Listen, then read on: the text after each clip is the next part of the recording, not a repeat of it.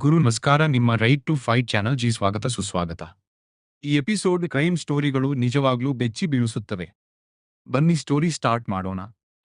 ಗಂಡನಿಲ್ಲದಾಗ ಬಾಡಿಗೆಗೆ ಬಂದ ಯುವಕನ ಜೊತೆ ಸರಸ, ಅಡ್ಡಿಯಾದ ಅತ್ತೆ, ಕತೆ ಮುಗಿಸಿದ ಸೊಸೆ. ಸಂಬಂಧಗಳಿಗೆ ಬೆಲೆ ಇಲ್ಲದ ಕಾಲ ಇದು. ಯಾರು ಯಾರನ್ನು ನಂಬಬೇಕು ಗೊತ್ತಾಗದ ಕಾಲ ಇದು.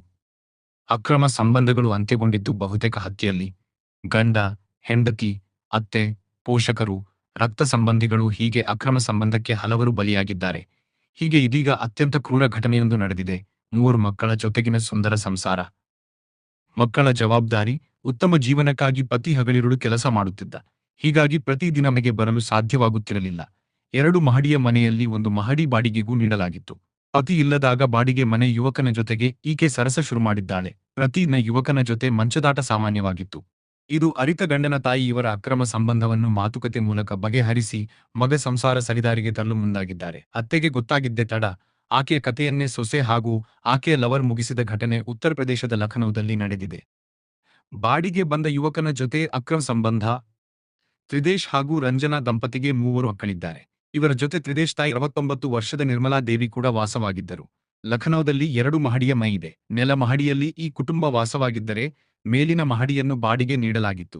ಇದರ ಆದಾಯವು ಜೀವನ ನಿರ್ವಹಣೆಗೆ ಮುಖ್ಯವಾಗಿತ್ತು.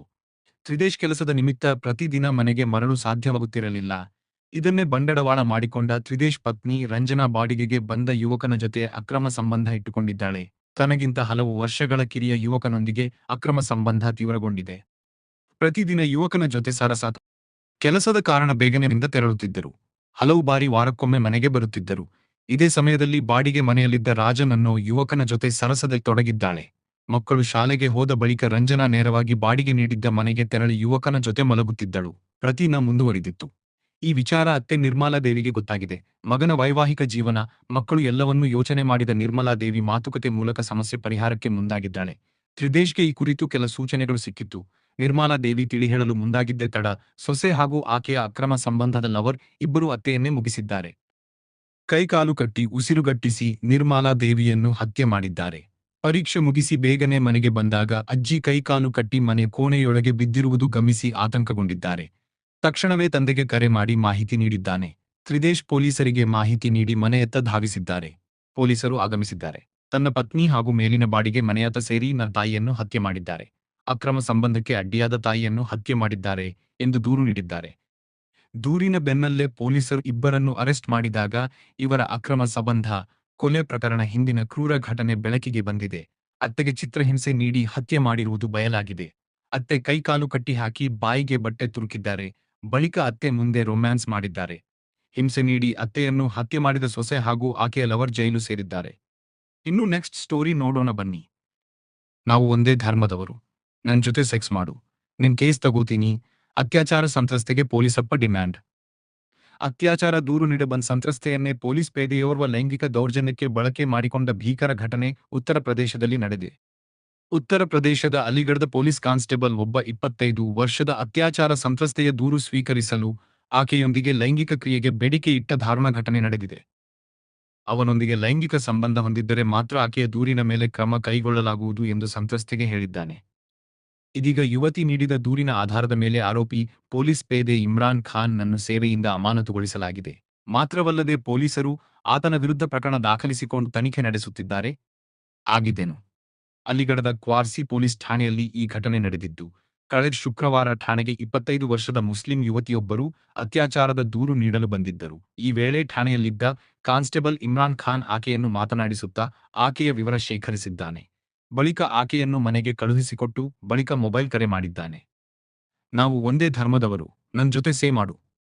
ಸಂತ್ರಸ್ತ ಯುವತಿ ಜೊತೆ ಮೊಬೈಲ್ನಲ್ಲಿ ಮಾತನಾಡುತ್ತಾ, ನೀನು ನನ್ನ ಜೊತೆ ಸೆಕ್ಸ್ ಮಾಡಿದರೆ ನಾನು ನಿನ್ನ ದೂರು ದಾಖಲಿಸಿಕೊಂಡು ಆರೋಪಿಯನ್ನು ಬಂಧಿಸುತ್ತೇನೆ ಎಂದು ಹೇಳಿದ್ದಾನೆ.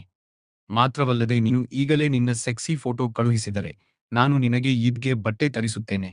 ನನ್ನೊಂದಿಗೆ ಹೋಟೆಲ್ಗೆ ಬಾಟ್ರ, ನಾವು ಒಂದೇ ಧರ್ಮದವರು. ನಾನು ಅವನನ್ನು ಜೈಲಿಗೆ ಕಳುಹಿಸುತ್ತೇನೆ ಮತ್ತು ಅವನ ವಿರುದ್ಧ ಪ್ರಕರಣ ದಾಖಲಿಸುತ್ತೇನೆ. ಪ್ರತಿಯಾಗಿ ನೀನು ನನ್ನೊಂದಿಗೆ ಮಲಗಬೇಕಾಗುತ್ತದೆ ಎಂದು ಕಾನ್ಸ್ಟೇಬಲ್ ಅವಳಿಗೆ ಹೇಳಿದ್ದಾನೆ ಎಂದು ಆರೋಪಿಸಲಾಗಿದೆ. ಮಾತ್ರವಲ್ಲದೆ ಈ ಫೋನ್ ಸಂಭಾಷಣೆಗಳನ್ನು ಸಂತ್ರಸ್ತೆ ರೆಕಾರ್ಡ್ ಮಾಡಿಕೊಂಡಿದ್ದು, ಇದನ್ನೇ ಆಧಾರವಾಗಿಟ್ಟು ದೂರು ನೀಡಿದ್ದಾರೆ. ಸಿಎಂ ಯೋಗಿ ಆದಿತ್ಯನಾಥ್ಗೆ ದೂರು. ಇದೇ ರೆಕಾರ್ಡ್ ಮುಂದಿಟ್ಟುಕೊಂಡು ಸಂತ್ರಸ್ತೆ ಸಿಎಂ ಯೋಗಿ ಆದಿತ್ಯನಾಥ್ಗೆ ದೂರು ನೀಡಿದ್ದಾರೆ. ಸಿಎಂ ಅವರ ಸಮಗ್ರ ದೂರು ನಿವಾರಣಾ ವ್ಯವಸ್ಥೆ ಐಜಿಆರ್ಎಸ್ ಪೋರ್ಟಲ್ ಮೂಲಕ ಕ್ರಮ ಕೈಗೊಳ್ಳುವಂತೆ ಸಂತ್ರಸ್ತೆ ದೂರು ಸಲ್ಲಿಸಿದ್ದಾರೆ.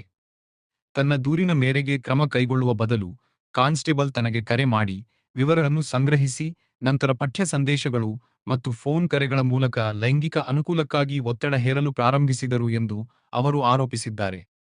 ಪೊಲೀಸಪ್ಪನ ವಿರುದ್ಧವೇ ಕೇಸ್ ದಾಖಲು. ಸಂತ್ರಸ್ತೆ ಸಂಭಾಷಣೆಗಳನ್ನು ರೆಕಾರ್ಡ್ ಮಾಡಿ ಹಿರಿಯ ಪೊಲೀಸ್ ಅಧಿಕಾರಿಗಳನ್ನು ಸಂಪರ್ಕಿಸಿದರು. ಆಕೆಯ ದೂರಿನ ನಂತರ ಎಸ್ಎಸ್ಪಿ ನೀರಜ್ ಕುಮಾರ್ ಜದೌನ್ ಕಾನ್ಸ್ಟೇಬಲ್ ಇಮ್ರಾನ್ ಖಾನ್ ನನ್ನು ಅಮಾನತುಗೊಳಿಸುವಂತೆ ಆದೇಶಿಸಿದರು. ಬುಧವಾರ ಎಫ್ಐಆರ್ ದಾಖಲಿಸಲು ನಿರ್ದೇಶಿಸಿದರು. ಲೈಂಗಿಕ ಕಿರುಕುಳ ಮತ್ತು ಕ್ರಿಮಿನಲ್ ಬೆದರಿಕೆ ಸೇರಿದಂತೆ ಸಂಬಂಧಿತ ಬಿಎನ್ಎಸ್ ವಿಭಾಗಗಳ ಅಡಿಯಲ್ಲಿ ಆರೋಪಿಯ ವಿರುದ್ಧ ಪ್ರಕರಣ ದಾಖಲಿಸಲಾಗಿದೆ ಎಂದು ಪೊಲೀಸರು ತಿಳಿಸಿದ್ದಾರೆ. ಹೆಚ್ಚಿನ ತನಿಖೆ ನಡೆಯುತ್ತಿದೆ. ಡಿಸಿಪಿ ಸರ್ವನ್ ಸಿಂಗ್ ಮಾತನಾಡಿ, ಮಹಿಳೆ ಎಸ್ಎಸ್ಪಿ ಮುಂದೆ ಹಾಜರಾದರು. ನಂತರ ನನಗೆ ವಿಚಾರಣೆ ವಹಿಸಲಾಯಿತು, ವರದಿಯನ್ನು ಸಲ್ಲಿಸಲಾಯಿತು ಮತ್ತು ಎಸ್ಎಸ್ಪಿ ನಿರ್ದೇಶನದ ಮೇರೆಗೆ ಪ್ರಕರಣ ದಾಖಲಿಸಲಾಗಿದೆ. ಹೆಚ್ಚಿನ ತನಿಖೆ ನಡೆಯುತ್ತಿದೆ ಎಂದು ಹೇಳಿದರು. ಈ ಪ್ರಕರಣದಲ್ಲಿ ತಿಳಿದುಕೊಳ್ಳುವುದು ಸಂಬಂಧಗಳಿಗೆ ಬೆಲೆ ಕೊಡಬೇಕು. ಬರೀ 5 ನಿಮಿಷದ ಸುಖಕ್ಕೆ ಆಸೆಪಟ್ಟು ತಮ್ಮ ಜೀವನವನ್ನು ಹಾಳು ಮಾಡಿಕೊಳ್ಳುವುದು ದೊಡ್ಡ ತಪ್ಪು. ನಮ್ಮ ನಿರ್ಧಾರಗಳು ಎಲ್ಲರೂ ಗೌರವರೀತಿಸಿ ಇರಬೇಕು.